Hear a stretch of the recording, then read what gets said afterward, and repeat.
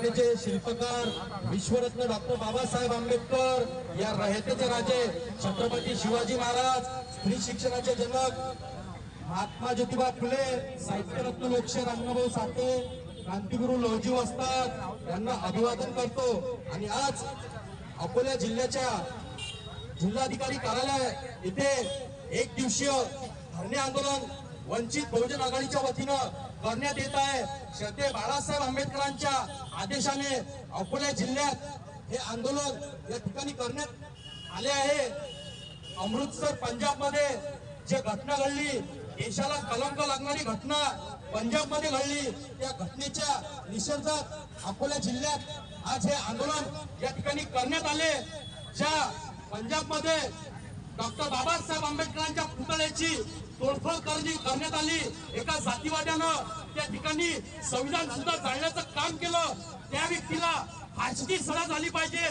या मागणीसाठी अकोला जिल्ह्यात वंचित बहुजन आघाडीच्या वतीनं हे धरणे आंदोलन या ठिकाणी करण्यात येत आहे।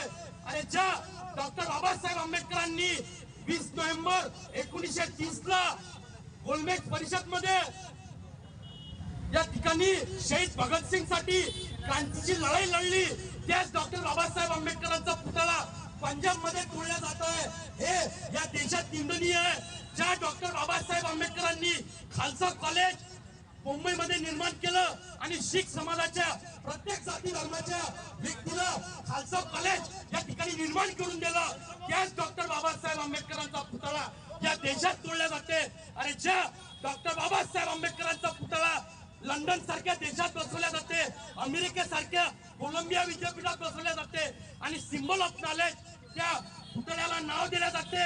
जगात ज्ञानाचं प्रतीक म्हणून डॉक्टर बाबासाहेब आंबेडकरांना संबोधले जाते, त्याच बाबासाहेबांचा भारतीय राज्यघटनेच्या शिल्पकाराचा पुतळा तोडला जाते। आणि ते 26 जानेवारीच्या दिवशी, अरे ज्या दिवशी या देशात संविधान लागू झालं, ज्या बाबासाहेबांच्या घटनेमुळे या देशात प्रजासत्ताक दिन अस्तित्वात आला, त्याच भारतीय राज्यघटनेच्या शिल्पकाराचा पुतळा याच दिवशी या देशात तोडले जाते।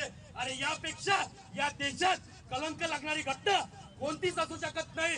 अरे 26 जानेवारीला ज्या बाबासाहेबांनी या देशाला घटना दिली, त्या घटनाकाराचा पुतळा तोडला, या घटनेचा आम्ही संपूर्ण देशाच्या वतीनं निषेध करतो।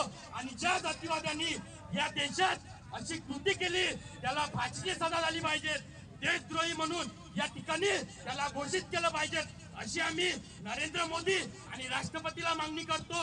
आणि या घटनेत तात्काळ तुम्ही केंद्रातील या ठिकाणी समिती गठन करून त्या जातीवाद्याला फाशीची सजा झाली पाहिजे, अशी आम्ही मागणी करतो। आणि वंचित बहुजन आघाडीच्या वतीनं एक दिवसीय धरणे आंदोलन श्रद्धे बाळासाहेब आंबेडकरांच्या वतीनं या ठिकाणी करण्यात आलं।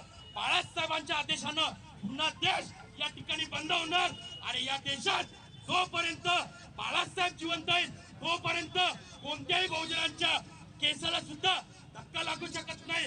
जोपर्यंत श्रद्धे बाळासाहेब आंबेडकर आहेत तोपर्यंत कोणत्याच प्रमाणाचे विचार या ठिकाणी मिटवले जाणार नाही। तुम्ही कितीही करा रे, अल्लाह लय मजबूत भीमाचा किल्ला।